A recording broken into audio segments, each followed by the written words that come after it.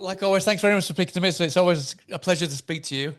And I, Yeah, no, I appreciate it so much. I was really happy when you reached out to Titan and wanted to chat. So uh this is really exciting for me.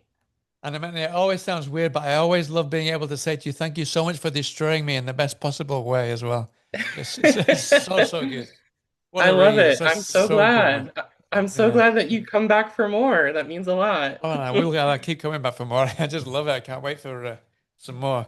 So, I mean, this one, when I was reading it, I couldn't help feeling that it felt almost like it didn't go hand in hand, but it felt almost like a sibling in a way to At Dark I Become Loathsome in the way that Yes. it deals with grief, but it deals with grief in a very, very different way. In the previous book, I don't want to spoil that in case anyone's not read that one, but that dealt with grief in a very, very um, direct and physical way, if you will, compared to this one. So I'm Mm, quite curious. I know on social media you shared that you'd gone through a very dark experience when you were young, that you'd lost someone very close to you. So I'm mm. quite curious how, I mean, I don't want to overstep the mark. If I overstep the mark, please tell me. But I'm quite curious, having gone through that, how did that inform the way that you approach grief for that previous book and then for this one? Because they're very, very different ways of approaching grief. I'm really glad that you said that because I never want to be like one note. I never want to Mhm. be like a one trick pony where I'm doing the same thing over and over and over again. So I'm really delighted to hear that you think that both books are similar but also very different in the ways that they Yeah. present grief. And I feel that way, but my Yeah. perspective is slightly skewed because it's like coming out of my brain, Sure. and No, but it's like my what I'm saying is creation. because I know that from a very impressionable young age, you experience grief in a very, I imagine, a very specific way. I'm quite Yes. curious how you kind of, what informed you or what came out of you to be able to navigate grief in two different ways in two different books.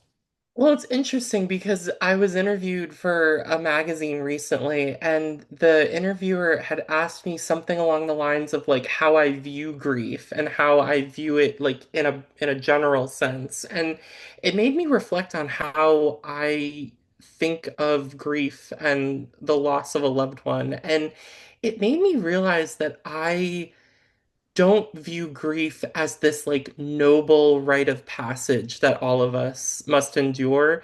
Instead, I view it as something that's like rotted and polluted and filthy in some way. Like I feel an intense amount of shame for having grieved and for grieving. And I think that informs the book in a lot of ways. Like I think Wretch in particular. I mean, At Dark I Become Loathsome is a really filthy and depraved book in its own way, but Wretch is also those things, but like presented in a different sort of fashion. But that being said, both books feature characters who are like rotting from the inside out, who are touched by this really incredible sense of loss over a short period of time.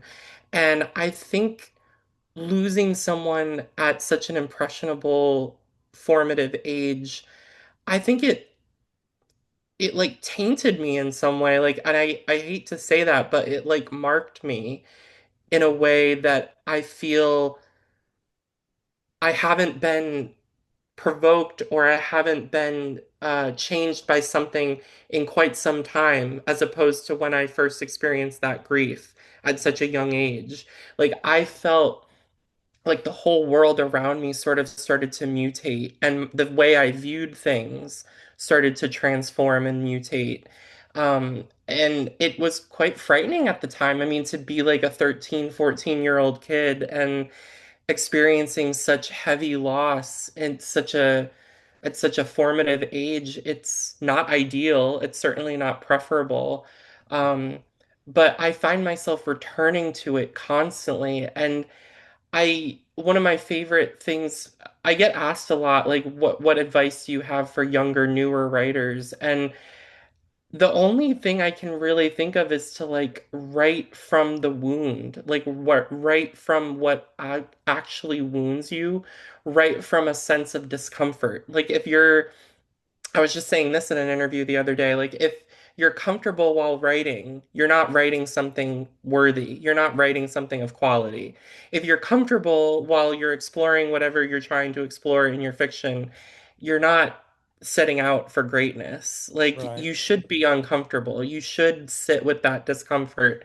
And I worry a lot with readers sometimes because I think a lot of readers don't want to be uncomfortable when they read new fiction. I think Yeah. they're very put off by it. And I am someone that I love to sit with that discomfort. I love to sit with that sense of like rot and ruin and decay and depravity.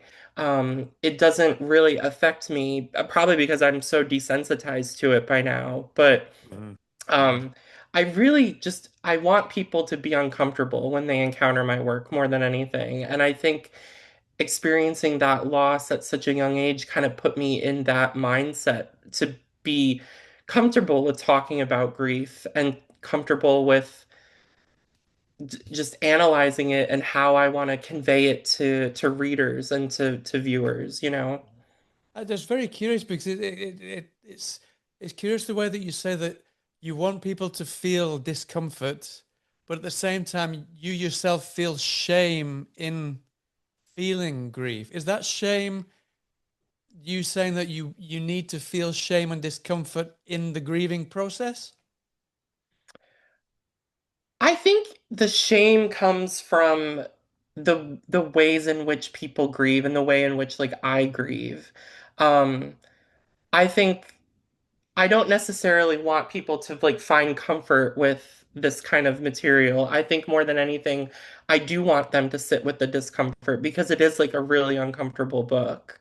Hmm. I think because I lost someone at such a young age, at such a young formative age, I think maybe like I'm in a way like desensitized to this kind of subject matter. But that in and of itself, like the only way to really like test your endurance and like test how far you're willing to go with like your extremity is to like actually go for it and to actually encounter it again and again and again. Um, so I think more than anything, I'm really interested in people being in sitting with that discomfort and not looking away. And that's what horror does so effectively and so beautifully in every piece I've encountered. Reading and watching horror films. Horror asks us to look unblinkingly at the brutality and at the depravity and the cruelty and to not shy away from it. And I think that, Haley Piper has said this a bunch in different interviews, but horror is such an honest genre.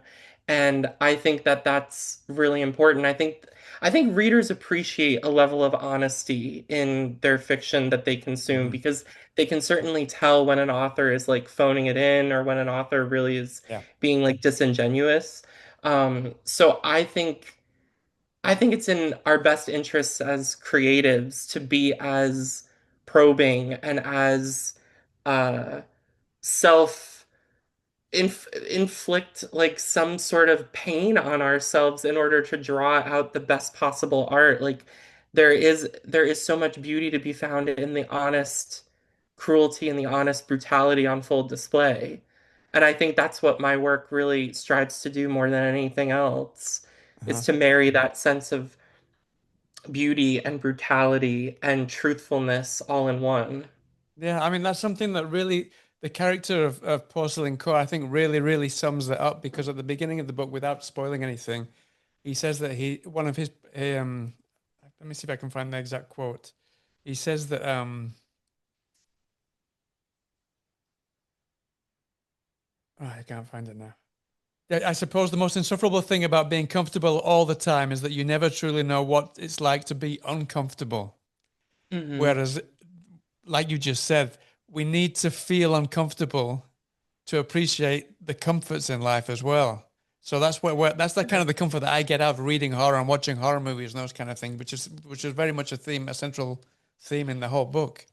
Yeah, I mean, we were able to access the more disturbing and the more depraved and see characters going through the worst imaginable scenarios. And because of that, we have a sense of empathy for them. We have understanding, compassion for their plight. Um, but it reminds us of our safety. I think horror is a very safe genre to explore anxieties and worries. And as someone who grew up kind of afraid of everything, horror was a really cathartic space to exist in because I was able to address all of the things that I hated about myself, all of the things that I hated about the world, all of the things that frightened me about the world. It was just like this really safe, therapeutic space to engage with all of that unpleasantness. Hmm. Yeah, I mean, this is was a later question, but Simeon, for example, he talks about a lot of the fears that he has in his head and a lot of the kind of the horrific things that suddenly these kind of ruminations and these thoughts that suddenly appear in his head, these negative, automatic, destructive thoughts that he has. Um, and that really kind of took me back to when I was a child and made me kind of think why I kind of dived into the horror genre more than anything else, and how I've suffered with OCD a lot of my life as well. And I Hmm. think that most of that OCD springs from the fear that Simeon has of these things that he's frightened of, that they come to fruition when in reality they obviously won't, and you've got complete control. But I think those fears that are bred in our mind come from fears of things that we are exactly the opposite. We do not want to happen. If you know what Right. I mean, it's difficult to explain, Yeah. but that's like it just had me thinking about why my OCD kind of goes to those dark places.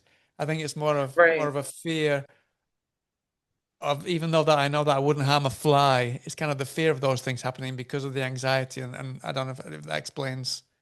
I don't know if you No, understand what I'm it trying to definitely does. explain. I mean, I have OCD as well, so I definitely struggle with those kinds of intrusive thoughts. And I think a lot of my work revolves around rumination and intrusive thoughts, intrusive thinking, because it's so frightening to me, the things that we're capable of imagining in our own head. There's a difference between thinking it though and acting upon it, which Hmm. is, crucial to understand the difference between intrusive thinking and then actually, like I Yeah. said, acting on it. But yeah, a lot of my work really revolves around that, and this book especially. I know very much so. Yeah, yeah. Uh-huh. But before I should sort of speak about the book, I also wanted. I made a comparison about Wretch and At Dark I Become Loathsome, but I also wanted to speak a little about the Burnt Sparrow saga. So that was Mhm, kind of, rather than set in one person's mindset, that was set around a community and the story of kind of a community. Whereas this mhm. is, we're in the mindset we get this perspective of one person most of the story. So I'm quite curious, how do you decide when to focus on a single interior perspective versus kind of a more broader group view? And what does each approach kind of allow you to reveal or compel you to confront about people, society, and probably maybe in relation to yourself, um, in relation to society? Yeah, so I mean, to answer the first part of your question, how I kind of choose which one to go with, like, is that kind of what you asked in the beginning? Like Yeah, I how, just basically because Burn Sparrow was more set around kind of a community and various perspectives, whereas this yeah, one is kind of, it's very narrow-minded because we only yeah. get one I think it's perspective. all I'm quite about it. curious. No, I was just going to say Yeah, I'm quite curious why you decide to go with those perspectives. Is there a specific thing that you wanted to explore, maybe about yourself more than anything else? I think with Burnt Sparrow, I was really fascinated with our culture of like violence, especially here in America, how things just keep getting progressively worse and worse. And I was really interested in like mob mentality and vengeance, and is retribution justified ever? And can cruelty be justified for the sake of retribution? So, exploring all of those things, I really thought it would make much more sense to have like an ensemble cast Yeah. for something like that. So, that is more like exterior. That's more like something relating to like a large group of people, like a large cast of characters. And that's what I wanted that first book to be. With Wretch, I wanted it to be a much more like intimate, somber, sort of reflective kind of book. And I wanted it to be more interior based.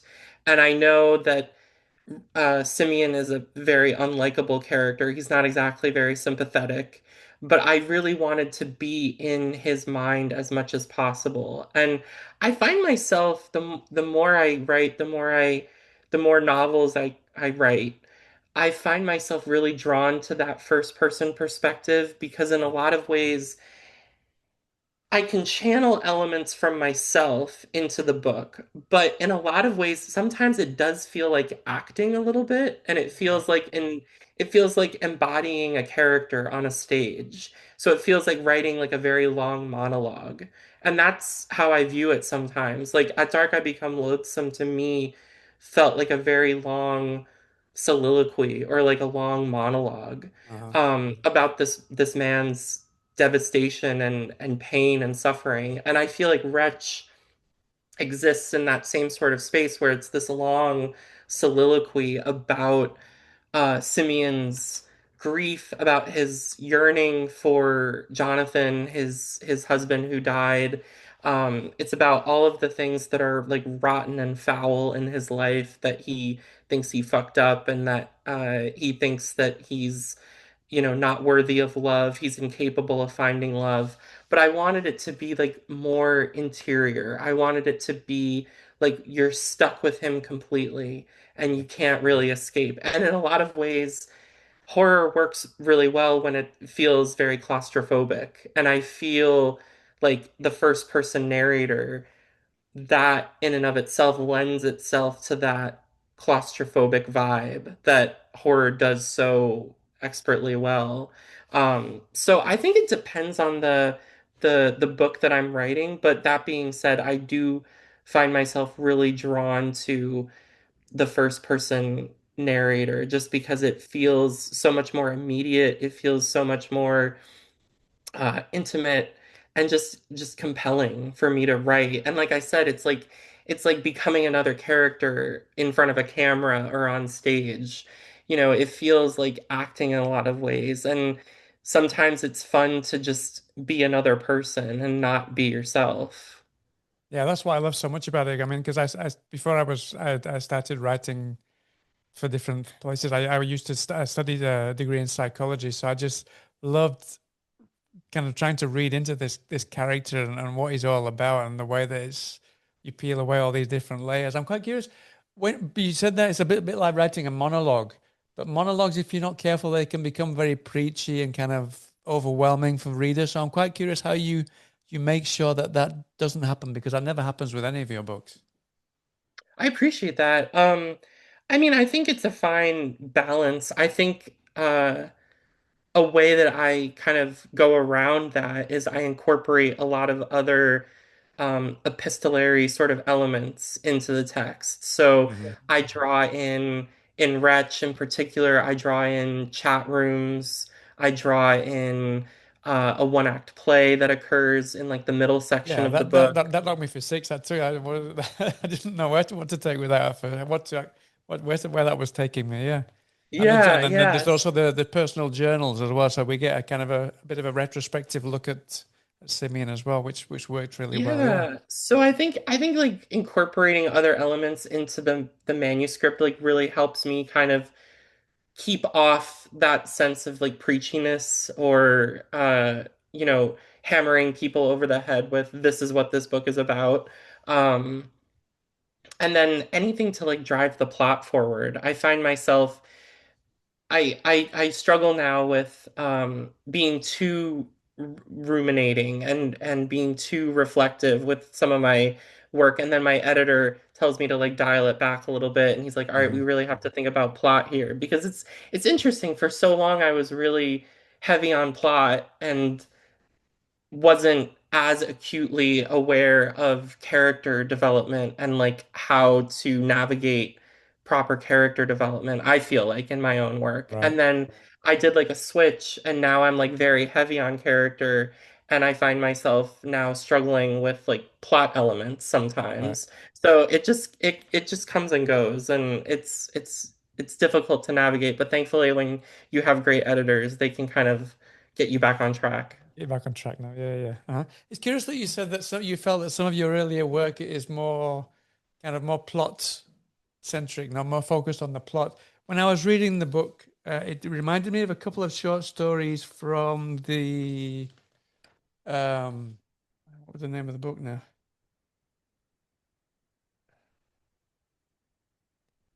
It was a book of short Oh, the stories. trees grew because I bled there? There we go. That's the one. Yeah, yeah, yeah. There was two Yeah. stories in there that it kind of reminded me. There was one where the is it the baby?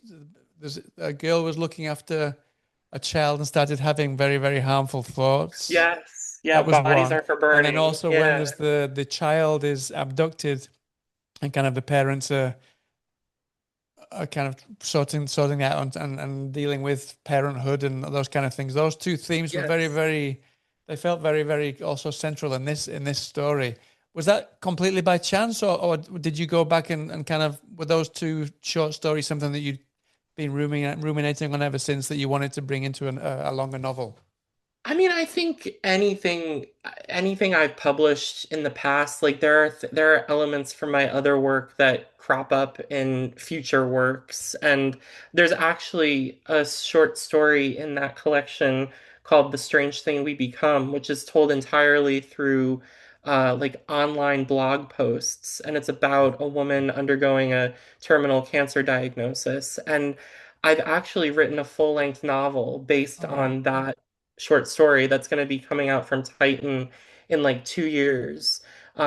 So I find myself like going back to some of my earlier material that I've published and thinking like, how can I expand on this? How can I delve deeper into what I was trying to say here? Because nothing is ever complete. Like no piece of No. art is ever completely finished. I feel like it's fair game if you wrote something yourself and you like if you published something and you go back and look at it and you think, I could say this, but I could say it a lot better now because I'm a much more skilled writer. I think you Right. have every right to do that. Mhm. You find yourself doing that a lot? Sometimes, yeah, Yeah. sometimes I go back and I look at um some of those shorts, like that short story in particular, The Strange Thing We Become. I definitely thought like I could play with this more and make it a much more powerful piece. Okay. And that's why I wrote the novel around it, which is titled something completely different now. Uh, And I just, yeah, I find myself writing a lot about just what I'm obsessed with, which is what any writer should do. right. But I feel like a lot of writers, and I'm of this mindset, like you write about what your your fixations are and what you're obsessed with, and Absolutely. that's that's really what that's what will resonate with readers, because if you're passionate about it and you're really invested in it, it comes through in the work. 100%. Yeah, yeah, yeah. Something that you're obviously really, really going through here is the subject of pain. And I mean, you said they're talking about your truths and being faithful to what you believe and your thoughts. And there's a quote from the book that says, "Pain is a language often spoken by amateurs and therefore seldom understood."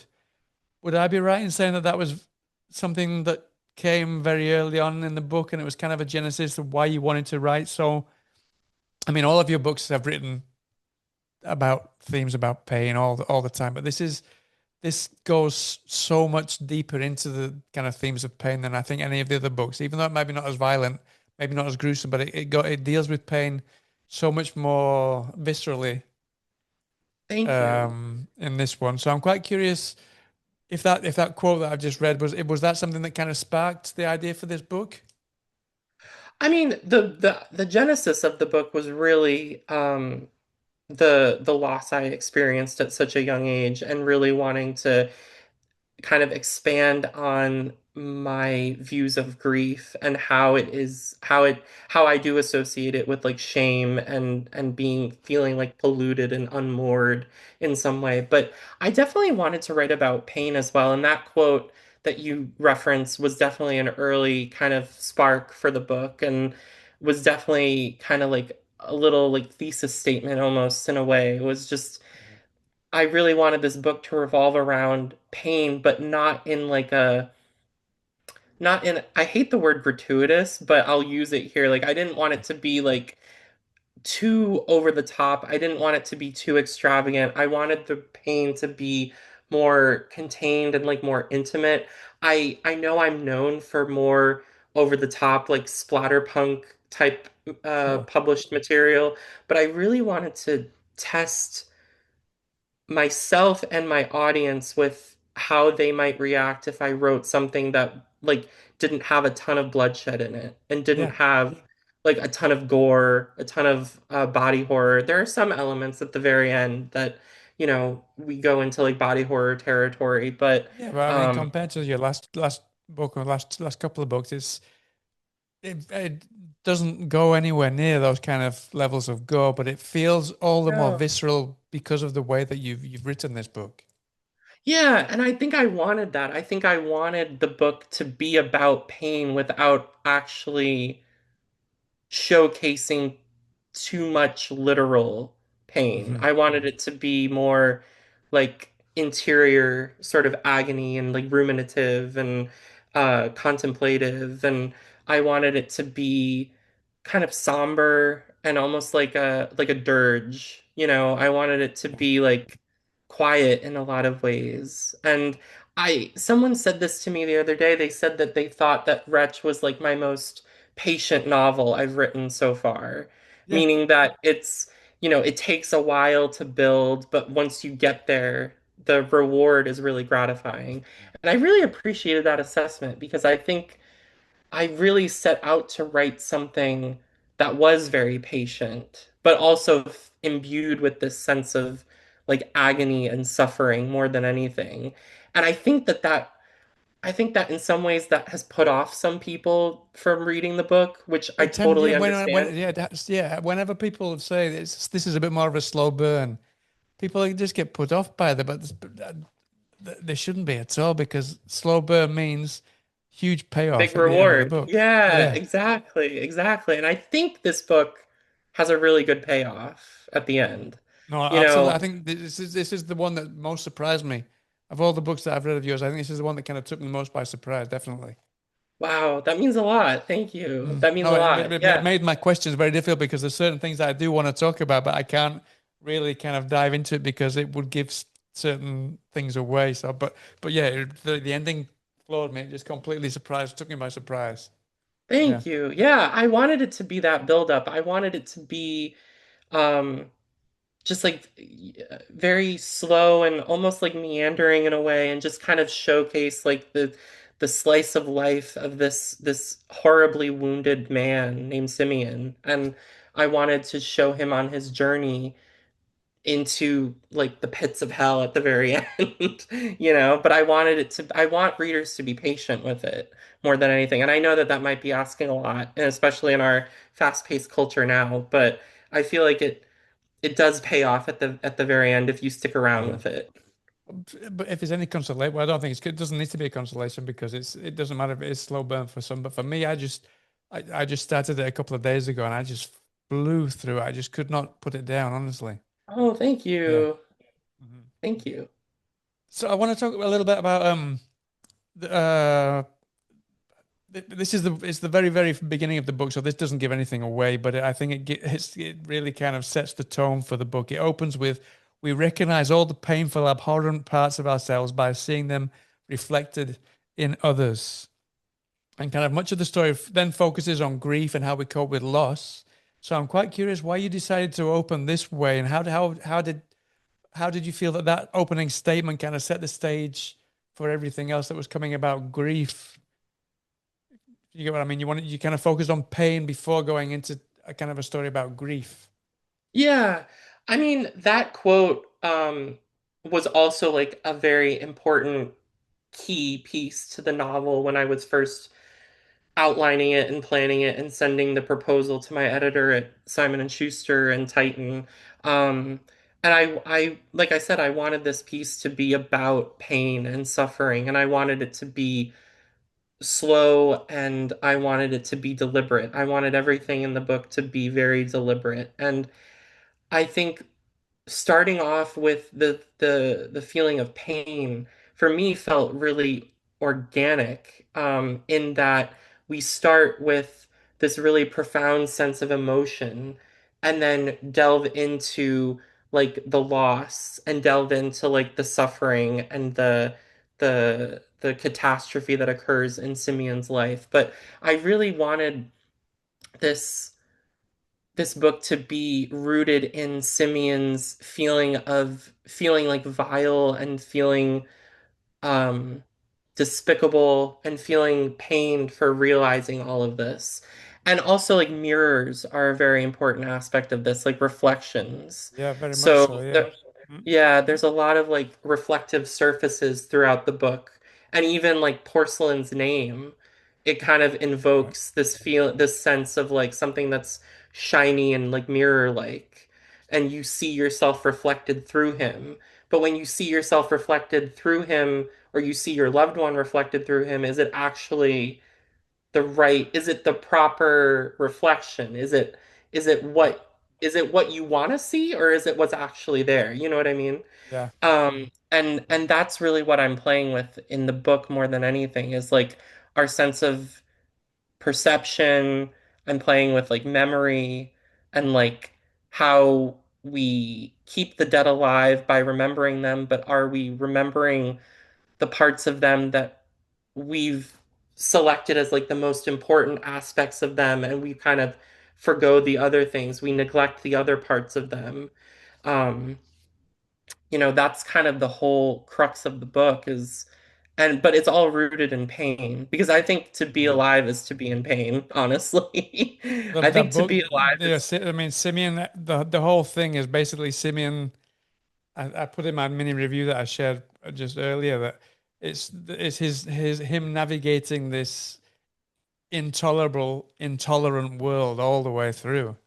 yeah, and that's unfortunately that's kind of how I see existence and I life. can only I'm imagine really, that was coming from a very personal place. No, yeah. yeah, and I hate to say that because it makes me feel sad because I want to be like upbeat and I want to be cheerful for people, but so much of what I've seen and experienced has been difficult and has colored my view in a way that makes it difficult to see goodness and makes it challenging to recognize um things that are like worthwhile. A lot of my views of humanity and like the world at large and just like our collective existence on this planet, it feels like it's rooted in pain and cruelty, which is so disturbing to say, but that's just how I've viewed it.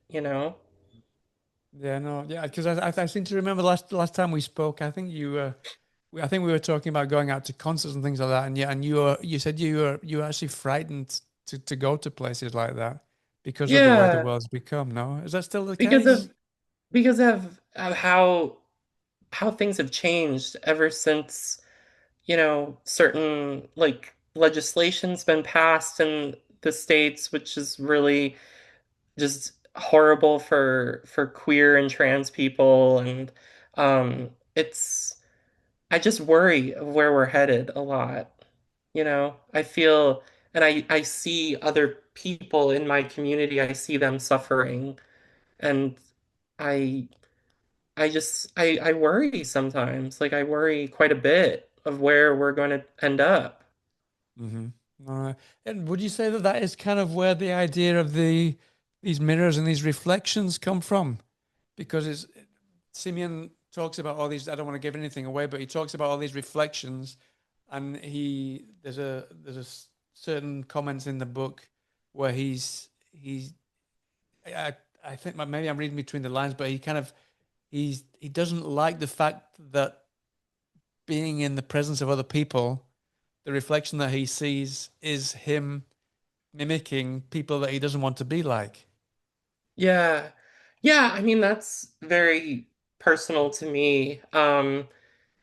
I think like the book opens with that statement saying like we see ourselves in all the abhorrent parts of other people reflected back at us. And I think Mhm. that's so true. Like we recognize what's flawed and horrible about ourselves by tr when we actually sit down and realize like, oh, why do I hate this person? Oh, they remind me of me. That's why. They have elements of my personality Yeah, that I'm seeing on display in front of me now. You yeah. know? I mean that's That just reminded me. Have you read Luke Dumas's latest book, oh, Meditation? nothing tastes as good. Yeah, it's Nothing tastes as amazing. good. It reminded me Yeah. just when you said that, it just reminded me of the exact same kind of topics and themes. Of the way that because he's overweight, he kind of projects it onto other people who are overweight to make them feel better. Yeah, no, Yeah, that's and it's very common in the queer community, which it's just how it is, unfortunately. It's just yeah. something that is really difficult and not a lot of people talk about it. But um, I feel like we see the parts of ourselves reflected in other people and we demonize them in some way and we say like this is wrong, it shouldn't be like this, but in a lot of ways we ourselves have those Hypocritical, no, yeah, characteristics. yeah, Yeah, right? hmm absolutely, yeah, yeah. So I also want to talk a little bit about this. This really hit me very hard. We see Simeon going through grief, and he's on the verge of committing suicide in a few places. I don't, that's not a spoiler, I don't think. He's suffering so badly that he considers killing himself. But what I loved that you managed to bring out of his suicidal thoughts was that despite everything that's going on around him, how much he hates the world around him, he still finds a spark of curiosity that kind of that keeps him anchored to the planet, to what's going on. I'm very, very curious how you managed to find that balance of someone who's going through so much in a world where especially with AI, there's so little things for people to be curious about anymore. So I'm very Yeah. curious how you managed to find that spark of curiosity for Simeon in a world that is forever getting providing less and less worth to people and giving them less things to be curious about. I think because in a lot of ways I feel very similar to that. Like I find myself anchored only because I do have some sense of hope and I do have some sense of curiosity of what's going to happen next and maybe it'll be better, maybe things will change. And I think that's what grounds Simeon so much in this book and what forces him to drive forward is I think there is like on some subatomic level that he's operating on, like I think he does believe that his situation, his circumstances will change, and that he'll either be reunited with Jonathan or he'll meet someone else or he'll get another job. Like something will happen to him. He thinks on some level that there is something just around the corner. And I think that's what tethers him. And I definitely experienced that quite a bit. I'm I'm very like pessimistic about the future sometimes and like humanity in general and feel very disenfranchised and marginalized. But I'm also hopeful. I'm also curious about how things could change and how they will change because things don't always stay the same. Things mutate and shift over time. I mean, the planet is living proof of that. So we might be going through a really bad period of time right now, just like Simeon's going through. But I feel like there always is that kernel of curiosity of like what's going to change, what's going to give eventually, and how is it going to affect me and my circumstance. And I think that's really how he operates for a majority of the novel. He is very upset and very distraught for a majority of the book, but I think what pushes him more than anything is that curiosity, like you said, is that thing that just tethers him and keeps him grounded as much as possible. Mhm. Yeah. Yeah. It was just so powerful, so poignant that he had that thing to latch on, that last little thing to latch on, especially at times when we need people to realize that there are things to be curious about. Yeah, I think that's important. I think curiosity is really important, and especially in this AI culture that you brought up, like Mhm. everything seems so like rotted and warped and distorted in Yeah, some way. Everything feels off. Um, so we have to look for the beauty, maybe a little bit harder, but it's still there. It's hiding somewhere, but we just have to look for it, I and hope we have so. to be a little bit more patient for it. Yeah. No, I mean, I say I hope so because I see my kids and they'll use Chat GPT for whatever now. There's like Saturday, what can we do today? And instead of using this, Yeah, they'll use Chat GPT, and I'm like, please, please I know. don't go I know. that down that channel. Please don't. I know. It's upsetting, and I struggle with it quite a bit. If I think about it too much, it really depresses me. But Yeah. I think as long as there are people who are like us, who are curious about different things and have different interests and are interested in art that's made by humans, I think art will thrive. And I think Hmm. um, literature will thrive, and I think film will be fine. Um, but it's going to take all of us to kind of collectively come together and oppose it. 100%. Yeah. And the same with music as well. I speak to quite a few bands as well for the Oh yeah. site. And my last year, the best albums I listened to were the ones where you could hear mistakes and Yeah. squeaks and scratches on the guitars or the voice or whatever. We Mhm. need to keep that. We need to maintain that as much as possible. I think so too. I mean, the flaws show the humanity of it, right? Hmm. Yeah. And I always chuckle a little bit when people comment on like grammatical errors in traditionally published books. Yeah. Yeah. Um, I was just gonna say that now. Yeah. because it's like, yeah, a human wrote it, Yeah. and we're not perfect. Yeah. And neither is the editor or the second or the third read through of it. You can still miss things. Yeah. Exactly. Exactly. I think they should I think, the grammatical errors, they're proof that we're human and it And came they directly make the from our reader think brain. as well. They make the reader correct it for themselves and kind of Exactly. also think as well. Exactly. Yeah. I mean, You I know passed it the can pull you out of test. the story sometimes, but at the same time, it makes you realize that this isn't written by AI and yeah, I understand what you mean exactly. Something else that, talking of curiosity, Wretch feels like, I mean, you have explored sexuality in a lot of your stories, but this one feels like a book where you've really, really, really explored your being very, very curious about sexuality, desire, and how specifically how society views different sexual identities. Mm, Simeon calls sexuality a nuisance. Uh, and he talks a lot about love that could never be returned without giving too much away. And then there's also questions about monogamy, especially mm. in kind of queer culture. Monogamy is something that straight people have come up with. No, Yeah. so Yeah. you talk about those things in the book. So it felt like a very, very angry book in terms of sexuality, and I'm quite curious. Was exploring this curiosity also a form of kind of self-reckoning and catharsis for you, given how personal I get the feeling that this book was for you?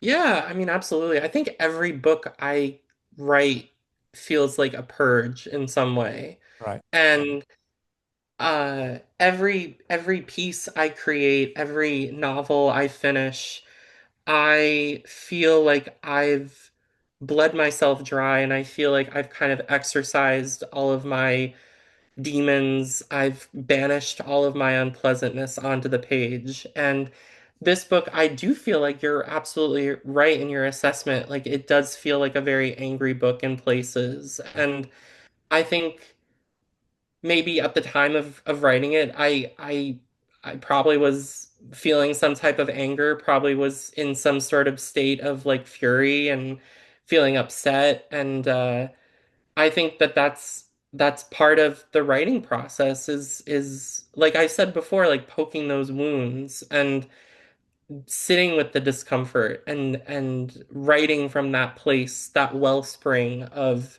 agony and despair and discomfort. Um, you know, I definitely when I present a book to readers and to the public, I want to be able to get up on whatever stage I'm going to be on and stand behind the book that I wrote and know that I stand behind what's in this book. This was, a product of my imagination, elements of myself, of a character I created. Like, I want to be able to stand behind my art completely. And with a book like Wretch, I do feel like it is a very personal book. So at times it is difficult to talk about it. But in the same respect, like it's very honest. And I feel like at least I hope rather, I hope readers will appreciate that honesty. And I hope that they'll come away with it maybe not feeling like the character Simeon, hopefully not, because he is a little bit unbearable. Yeah. But I hope that they come away from the book and come away with questions. And I hope they have discussions about the book and Yeah. things that they saw. Maybe they do a reread of it. Maybe they um to like a book club or something about it. Like I want people to dissect it and feel big things about the book more than anything because that's what happens with all of the books that I love and I see them lined up on your Good. I uh lined those up because I thing know that behind you. a few of those of you are recent favorite reads. Yeah. Yeah, I mean, that's how I felt especially after The Dumb House by John Burnside. Like, Oof, what a book. I mean, such a Wow. brilliant book. Yeah. Uh-huh. Yeah, but no, I mean yours is the same. I just love reading. I mean, especially for me, I don't know, being a straight person, I just love being able to read this kind of material because it's all another world for me, and I just love reading about it and find it's fascinating for me. I love that. And that I feel like broadens your empathy for Yeah, people absolutely. in a lot of ways. And that's what we should be doing. We should be reading outside of ourselves. And Hmm. we shouldn't go into books expecting, like, oh, I'm going to read a carbon cutout of exactly what I'm like. No, no, no, no, We not go at all. into No. books to experience other worlds, other people. Yeah, Um, I mean, there are so many amazing authors that I could name right now, like I that could do just the go same. off, There's so many. Chuck you Tingle know, is one of my favorite writers right now. Chuck Tingle is just fantastic, for example. Yeah, yeah, Chuck is There's great. so I mean, many. Nuzo Ono is a great African writer. I think she lives in England at the moment, but she wrote a book called Futility that is really exceptional, I've and not read Titan that. published it. That's a Uh-huh. really good book. I also have been reading a lot of Yukio Mishima lately, who was a Japanese author. He wrote a book called Confessions of a Mask, which is about it's a very intense portrait of a self-loathing gay man. Um, just fascinating. And he also wrote a book called The Sailor Who Fell from Grace with the Sea, which is another fantastic exploration of just like identity and coming of age, and it's just beautiful. So I mean, they're just you read to broaden your Yeah, horizons more than no, I anything think that's else. why I'm drawn to specifically to queer literature, is because I'm fed up of just reading the same old, the Yeah, typical books that everyone's used to reading. I want to read something that I don't know much about, and I want to understand it. And yeah, no, that's why I love these that's books great. so much. I appreciate it. Thank you Uh-huh. so Yeah, much. yeah. Something that I also speaking of the same thing, it also deals with the parenthood. I don't want to speak too much about what goes on in the story, but it also talks about parenthood. And Simeon has a son. We can say that now. He has a son Yep. from a previous marriage, but he was very keen to be able to have a child with Jonathan, with the boyfriend that he lost. So Yes. I'm very very curious. I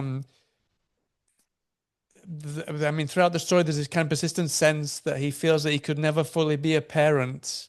Mhm. He could never kind of serve as a parent. I guess because of his sexuality. And I'm Yep. very curious where that came from. Is that something also very, very personal? Is that something that you've I mean, contemplated?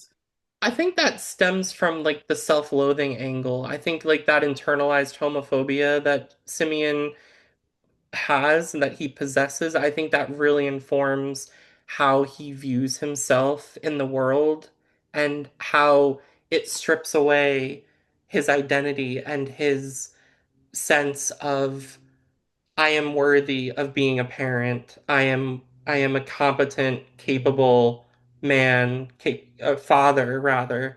I'm capable of caring for a child, but I think his views and his the way he sees the world is so distorted and so filtered beyond this mirror-like surface that he can't comprehend being a father, and he feels like he would be a failure as a father. And in the end, it becomes a self-fulfilling prophecy where he isn't a great father, and there's other things that happen at the end of the story that kind of they pull all the strings, all the Yeah. tendrils together. But it does become a self-fulfilling prophecy in a lot of ways. And I think that's what scares me most of all is believing something so much that it informs your identity. So you start behaving like it, and then your wish comes true.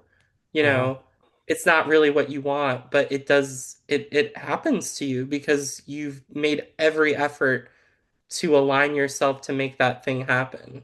Hmm.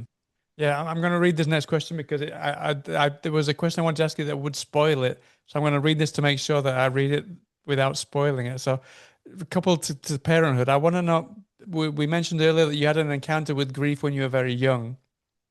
So I'm quite curious if that shaped the way that you approach these ideas of parenthood in the book, particularly the tension between loving a child and feeling unable to inhabit the role the world expects of you as a parent. I think, I mean, to go to the first part of the question, that loss that I experienced at such a young age, like that definitely, like I said, it colored my view of the world, and it definitely like marked me in some way that I feel um like changed my outlook. And I think in some way it did kind of mutate views of parenthood in a lot of ways because when I was going through that grieving process, I thought further on down the line, like I knew what I was at that age. I knew I was queer and Right. I knew I was gay. And I did wonder like what kind of parent would I be one day? What kind of caregiver would I be to a child one day? And the answers to that question, I don't know, they unsettled me a little bit, and I definitely have hangups about parenthood. I don't have kids, but Uh-huh. I struggle with the idea of parenthood, and I don't necessarily think I would be a very good parent. Um, Even though I am like loving and caring, and like I'm very loving with my Is it too much for me to ask you why you think you wouldn't be a good parent? Because the book really gives that impression that Simeon really just doesn't see himself as a parent, yeah. and I but think it just essentially stems from a because he's gay, and yeah. I'm curious why you think the same about yourself. I think it stems from, I mean, there is like a lot of internalized homophobia that I do struggle with still, that I'm working on in therapy. And I think it also stems from a sense of self-centeredness and like the career that I've chosen, like being a an author.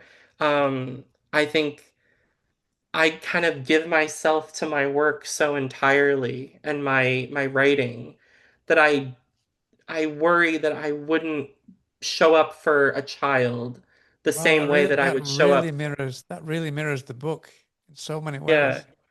Yeah. Yeah, that I worry that I wouldn't show up for a child the same way I would show up for my writing and like my career as an author. Um and yeah, I think that Simeon is definitely composites of me, but the more I talk about it, the more I'm like he kind of is a lot of me in a lot of ways. Like he definitely has a lot of elements for me and in this book. But I don't know. I this book, like I said, was such an exorcism to write and was such a wonderful purge, even though it is such an unpleasant and filthy book. It really did feel amazing to kind of get all this out of me and onto the page. I didn't, I mean, you say filthy. I didn't feel filthy after this book. Why do you say filthy for you? For me, it felt the opposite. I mean, some of the other books that you've written, I really did feel like I needed to take a shower and scrub all the dirt off, you know. But this time, it felt almost like you said, like a purging, like a cleansing for me when I finished the book. I Maybe don't know. filthy wasn't the right word. Maybe it is more of No, no, like a I'm not saying it's cleanse. the wrong word. Yeah. I'm curious why you use that word. I think because so much of the early points of the narrative are kind of rooted in this sense of unpleasantness and discomfort, especially one of the stories that Simeon stumbles upon, like a blog post by this woman who has a dream about Porcelain Khaw and how Hmm. she encounters him for the first time. And that whole scene like felt just very like dirty to write. Um, Right. so I think maybe that's where I'm coming from with it. But at the Yeah. end of it, there is like a transformative aspect of the book at the very end where you do feel purged in a lot of ways. And Yeah. maybe you do feel like you kind of slough out of this suit of skin and you become something else. Yeah, no, I just think I think maybe because it just all kind of fell into place in the end. Because Yeah. for the first three quarters of the book, I really didn't know where it was going to go.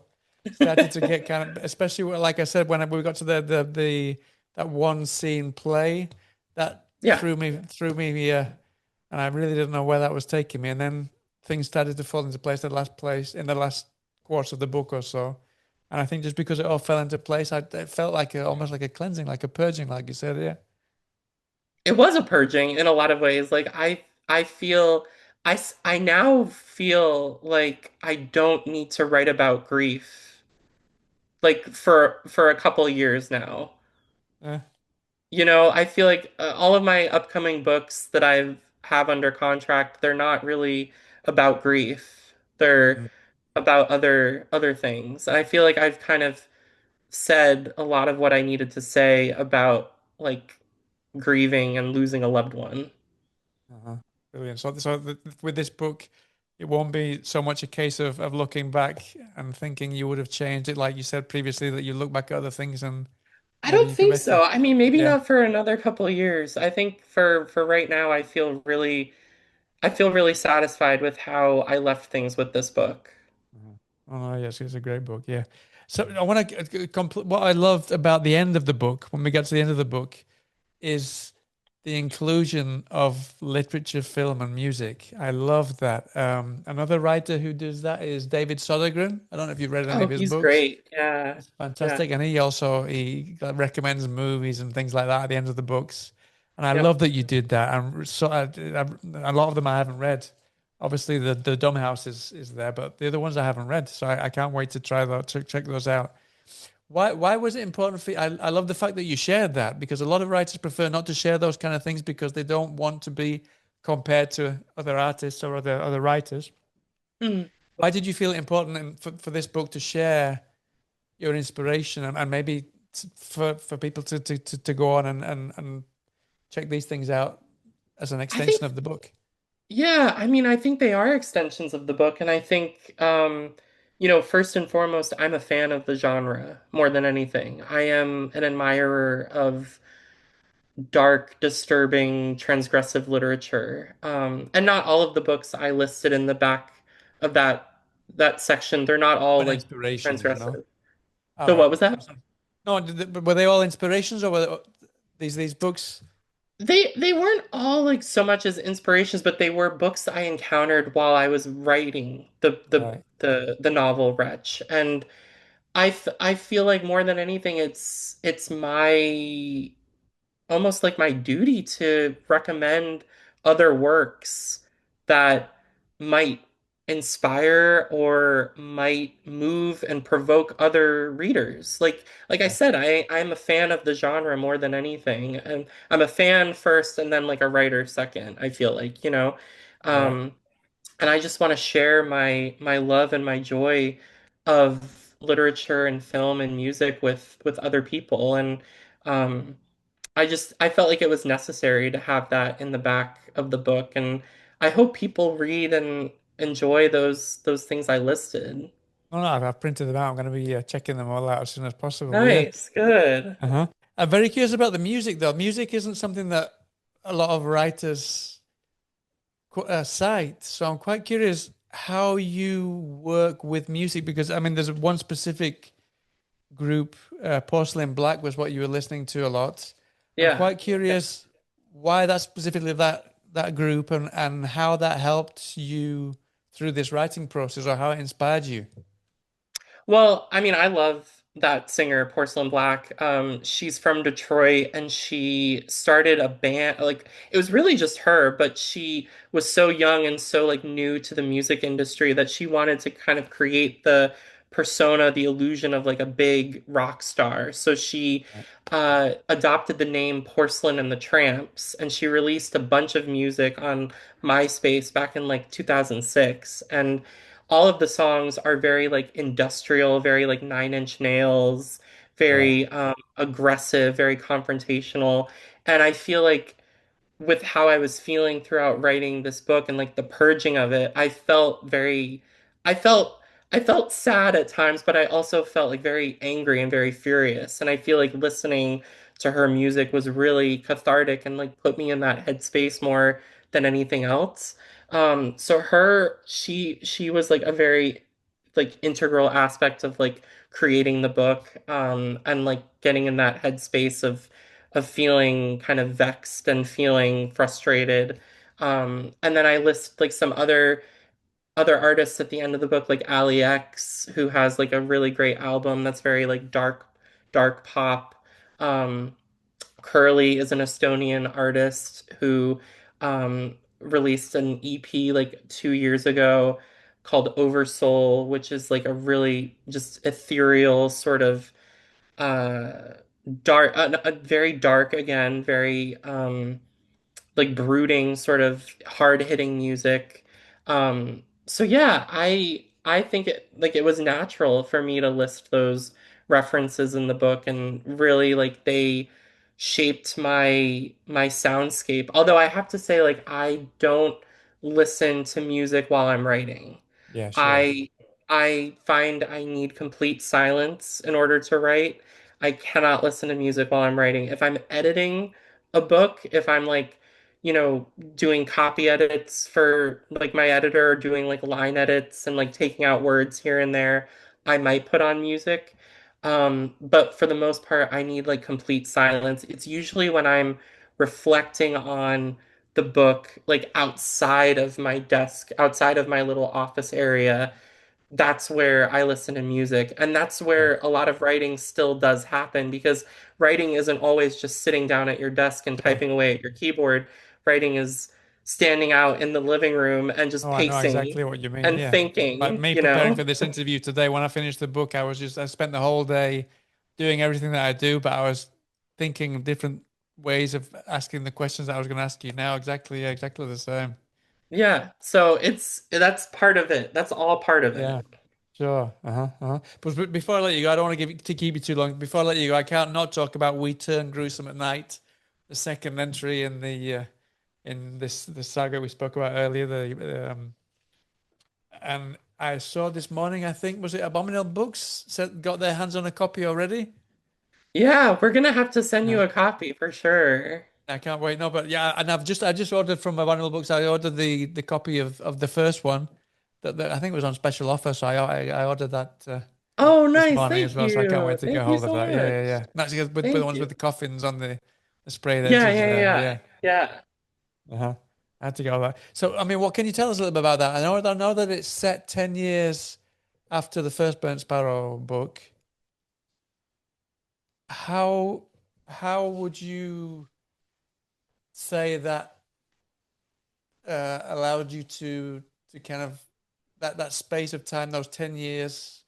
Why did you decide to leave it for a decade? And how will we meet the characters that we've gotten to know in the first one compared to this one 10 years down the Yeah. road? Yeah, so when I was first outlining the Burnt Sparrow series, I knew I wanted each book, each like installment, because they're like basically parts. It's like part one, part two, part three.